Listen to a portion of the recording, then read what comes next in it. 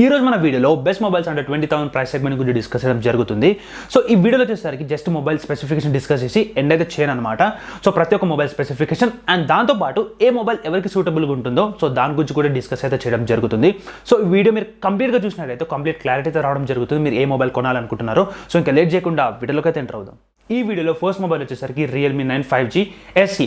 So SE అంటే speed edition అనమాట. So ఇప్పుడు నేను డిస్కస్ చేసి ఈ యొక్క మొబైల్ వచ్చేసరికి కంప్లీట్ గేమింగ్ ఎక్స్పీరియన్స్ అయితే ఇస్తుంది. సో ఈ యొక్క ప్రైస్ సెగ్మెంట్లో అంటే అండర్ 20,000 ప్రైస్ సెగ్మెంట్ వచ్చేసరికి ఈ యొక్క మొబైల్ వచ్చేసరికి కంప్లీట్ గేమింగ్ ఎక్స్పీరియన్స్ అయితే ఇవ్వడం జరుగుతుంది.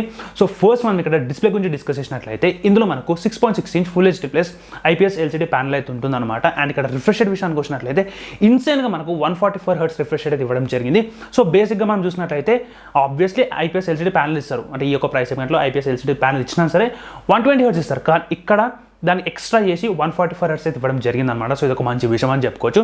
అండ్ నెక్స్ట్ ఇక్కడ ప్రాసెసర్ విషయానికి వచ్చినట్లయితే ఇందులో మనకు Qualcomm Snapdragon 778G అయితే ఇంప్లిమెంట్ చేయడం జరిగింది. సో బేసిక్గా ఈ యొక్క ప్రైస్ సెగ్మెంట్లో ప్రతి ఒక్క మొబైల్ అంటే లైక్ అరౌండ్ 19,000 20,000 అయినా సరే మనకు Qualcomm Snapdragon 695 అయితే ఉంటుంది. కానీ ఇక్కడ ఒక స్టెప్ అహెడ్ చేసేసి Qualcomm Snapdragon 778G అయితే ఇంప్లిమెంట్ చేయడం జరిగింది. సో ఒక వండర్ఫుల్ గేమింగ్ ఎక్స్పీరియన్స్ అయితే ఉంటుందన్నమాట. సో ఆబ్వియస్లీ మనకు తెలిసిందే ఇక్కడ ప్రాసెసర్ మంచిగా ఉంది. అండ్ డిస్ప్లే వచ్చేసరికి ఇక్కడ సూపర్ AMOLED లేకపోయినా సరే LCD డిస్ప్లే ఉన్నా సరే మనకైతే 144 హెర్ట్జ్తో ఒక మంచి గేమింగ్ ఎక్స్పీరియన్స్ అయితే రావడం జరుగుతుంది. అండ్ ఇక్కడ కెమెరా విషయానికి వచ్చినట్లయితే ఇందులో మనకు 48 మెగాపిక్సెల్ ట్రిపుల్ కెమెరా సెటప్ అయితే ఉంటుంది. అండ్ సెల్ఫీ షూట్ వచ్చేసరికి 16 మెగాపిక్సెల్. సో ఇక్కడ మనకు ఈ యొక్క కెమెరా సెటప్ వచ్చేసరికి అంత మంచి అవుట్పుట్స్ అయితే ఏం రావన్నమాట. ఒక డీసెంట్ అవుట్పుట్స్ అయితే రావడం జరుగుతుంది. అండ్ ఇక్కడ మనం బ్యాటరీ విషయానికి డిస్కస్ చేసినట్లయితే ఇందులో మనకు 5000 mAh బ్యాటరీ అయితే ఉంటుంది. అండ్ ఛార్జింగ్ స్పీడ్ వచ్చేసరికి 30 వాట్. ఈ వీడియోలో నెక్స్ట్ మొబైల్ వచ్చేసరికి Realme 9 Pro. సో బేసిక్గా ఈ యొక్క మొబైల్ ప్రైస్ వచ్చేసరికి అరౌండ్ 18,000 అయితే ఉంటుందన్నమాట. సో ఫస్ట్ ఇక్కడ డిస్ప్లే గురించి డిస్కస్ చేసినట్లయితే ఇందులో మనకు 6.6 inch full HD plus IPS LCD panel అయితే ఉంటుంది. సో ఇక్కడ మనకు రిఫ్రెష్ రేట్ విషయానికి వచ్చినట్లయితే 120 హెర్ట్జ్ అయితే ఉంటుంది.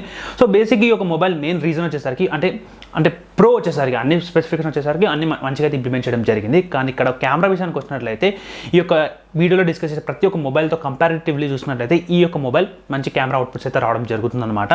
సో ఇక్కడ మనకు ప్రాసెసర్ విషయానికి వచ్చినట్లయితే ఇందులో మనకు Qualcomm Snapdragon 695 అయితే ఇంప్లిమెంట్ చేయడం జరిగింది. సో ఇది కూడా వచ్చేసరికి మనకు 6 nm బేస్డ్ అయితే ఉంటుందన్నమాట. అండ్ ఇప్పుడు camera, so the best feature వచ్చేసరికి దీని కెమెరా ఇక్కడ మనకు ట్రిపుల్ కెమెరా సెటప్ అయితే ఉంటుందన్నమాట. 64+8+2. అండ్ సెల్ఫీ షూటర్ విషయానికి వచ్చినట్లయితే 16 మెగాపిక్సెల్ సెన్సర్ అయితే ఉంటుంది. అండ్ ఇప్పుడు ఛార్జింగ్ వచ్చేసరికి ఇందులో మనకు 5000 mAh బ్యాటరీ అయితే ఉంటుంది. అండ్ ఛార్జింగ్ స్పీడ్ వచ్చేసరికి 33 వాట్ అయితే ఉంటుంది. సో ఈ యొక్క మొబైల్ని మెయిన్గా కన్సిడర్ చేయాలనుకుంటే మాత్రం ఇక్కడ ఆల్రౌండ్ బాగానే ఉంది. అంటే ప్రతి ఒక్క స్పెసిఫికేషన్ వచ్చేసరికి మంచిగా అయితే ఇంప్లిమెంట్ చేసారు. కానీ ఇక్కడ కెమెరా వచ్చేసరికి ఎవరికైతే నిజంగా ఒక మంచి కెమెరా మొబైల్ కావాలి, ఏదైనా యూట్యూబ్ వీడియో తీయాలనుకున్నా సరే ఈ యొక్క మొబైల్ అయితే ఖచ్చితంగా కన్సిడర్ చేయొచ్చు. ఈ వీడియోలో నెక్స్ట్ మొబైల్ వచ్చేసరికి Moto G71 5G. సో దీన్ని కన్సిడర్ చేయడానికి 2 రీజన్స్ ఉన్నాయి అనమాట. బేసిక్గా మెయిన్ రీజన్స్ వచ్చేసరికి 2 అవుతున్నాయి. సో ఫస్ట్ వచ్చేసరికి ఇందులో మనకు 13 5G బ్యాండ్స్ అయితే రావడం జరుగుతుంది. సో బేసిక్గా నేను ఇప్పుడు డిస్కస్ చేసే ప్రతి ఒక్క మొబైల్లో చూసినట్లయితే ఇందులో మనకు వచ్చేసరికి ఎక్కువ 5G బ్యాండ్స్ అవుతున్నాయి. సో ఖచ్చితంగా ఇట్లా 5G మొబైల్ కొనాలనుకుంటున్నా అంటే ఈ యొక్క మొబైల్ అయితే ఖచ్చితంగా కన్సిడర్ చేయొచ్చు.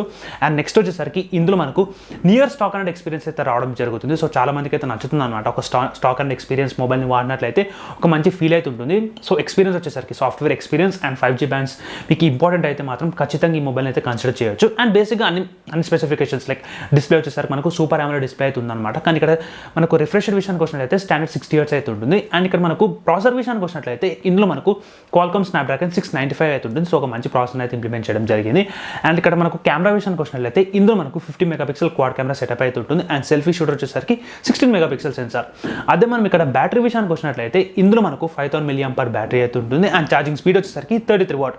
సో ఇక్కడ వచ్చేసరికి ప్రతి ఒక్క స్పెసిఫికేషన్ మంచిగా అయితే ఇంప్లిమెంట్ చేశారు. అండ్ ఇక్కడ ప్రోస్ కూడా డిస్కస్ అయితే చేయడం జరిగింది. ఇక్కడ మనకు 5G బ్యాండ్స్ అండ్ దాంతోపాటు స్టాక్ అండ్ ఎక్స్పీరియన్స్. కానీ ఈ యొక్క మొబైల్ని కన్సిడర్ చేయకపోవడానికి రీజన్ ఏంటంటే మనకు ఇక్కడ డిజైన్ అనమాట. సో డిజైన్ వచ్చేసరికి కొంచెం బల్కీ అయితే ఉంటుంది. అండ్ దాంతోపాటు మనకి ఇక్కడ ఒక ఫింగర్ ప్రింట్ సెన్సార్ కూడా వచ్చేసరికి రేర్లో అయితే ఉంటుంది. సో ఇక్కడ 20,000 ప్రైస్ సెగ్మెంట్ అంటే లైక్ అరౌండ్ ఈ యొక్క మొబైల్ వచ్చేసరికి అరౌండ్ 19,000 అయితే ఉంటుంది. సో 19,000 మనం పెట్టినట్టయితే మనకు రేర్లో అయితే ఒక ఫింగర్ ప్రింట్ సెన్సార్ అయితే రావడం జరుగుతుంది. అంత ప్రీమియంనెస్ అయితే అనిపించదు. సో అది అండ్ దాంతోపాటు ఇక్కడ రిఫ్రెష్ రేట్ కూడా మనకైతే 60 హెర్ట్జ్ అయితే ఉంటుంది. సో ఈ యొక్క రెండు మనకు అంత పెద్దగా ఇంపార్టెన్స్ ఏం లేదు. నాకు ఒక మంచి మొబైల్ కావాలి అనుకుంటే మాత్రం ఈ యొక్క మొబైల్ అయితే ఖచ్చితంగా కన్సిడర్ చేయొచ్చు. ఇప్పుడు నేను డిస్కస్ చేసే మొబైల్ వచ్చేసరికి కంప్లీట్ ఆల్రౌండర్ అనమాట. సో ప్రతి ఒక్క స్పెసిఫికేషన్ అయితే మంచిగా అయితే ఇంప్లిమెంట్ చేయడం జరిగింది. సో ఈ యొక్క మొబైల్ పేరు వచ్చేసరికి Poco X4 Pro 5G. So ఇందులో డిస్ప్లే విషయానికి వచ్చినట్లయితే ఇందులో మనకు 6.67 inch full HD plus super AMOLED display అయితే వాడడం జరిగింది. సో DCI P3 డిస్ప్లే అయితే ఉంటుందన్నమాట.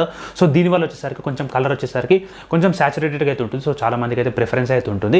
ఇక్కడ మనకు రిఫ్రెష్ విషయానికి వచ్చినట్టయితే 120 హెర్ట్జ్ అయితే ఇవ్వడం జరిగిందనమాట. సో ఇది కూడా ఒక మంచి విషయం. అంటే ఇక్కడ సూపర్ AMOLED డిస్ప్లేతో పాటు 120 హెర్ట్జ్ రిఫ్రెష్ ఇవ్వడం అనేది ఒక మంచి విషయం అనేది చెప్పుకోవచ్చు. అండ్ నెక్స్ట్ ఇక్కడ మనకు ప్రాసెసర్ విషయానికి వచ్చినట్లయితే ఇందులో మనకు Qualcomm Snapdragon 695 అయితే ఇంప్లిమెంట్ చేయడం జరిగింది.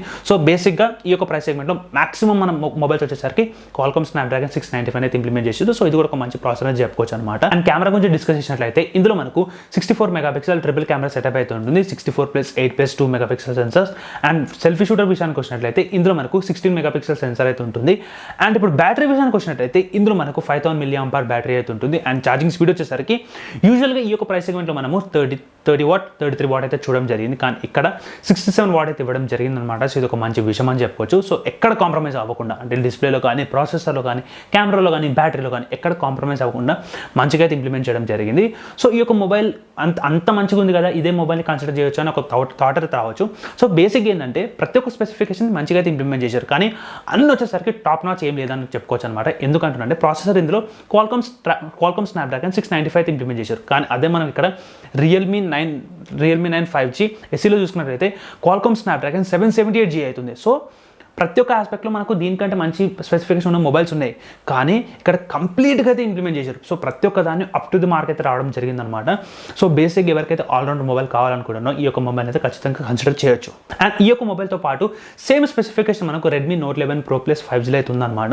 కానీ అక్కడ ప్రైస్ వచ్చేసరికి లైక్ అరౌండ్ 3000 ఎక్కువ అయితే ఉంటుంది. సో Poco X4 Pro 5Gలో వచ్చేసరికి మనకు అరౌండ్ 18,000 అయితే స్టార్టింగ్ ఉంటుంది. కానీ అదే మనం ఇక్కడ Redmi Note 11 Pro Plus 5Gలో వచ్చేసరికి 21,000 అయితే ఉంటుందన్నమాట. సో 3000 ప్రైస్ ఎక్కువ అయితే ఉంటుంది. కానీ స్పెసిఫికేషన్ డిఫరెన్స్ వచ్చేసరికి ఆ రెడ్మీ మొబైల్ వచ్చేసరికి జస్ట్ ఒకటే స్పెసిఫికేషన్ డిఫరెన్స్ అయితే ఉందన్నమాట. సో కెమెరా విషయానికి వచ్చినట్లయితే అందులో మనకు 108 మెగాపిక్సెల్ సెన్సర్ అవుతుంది.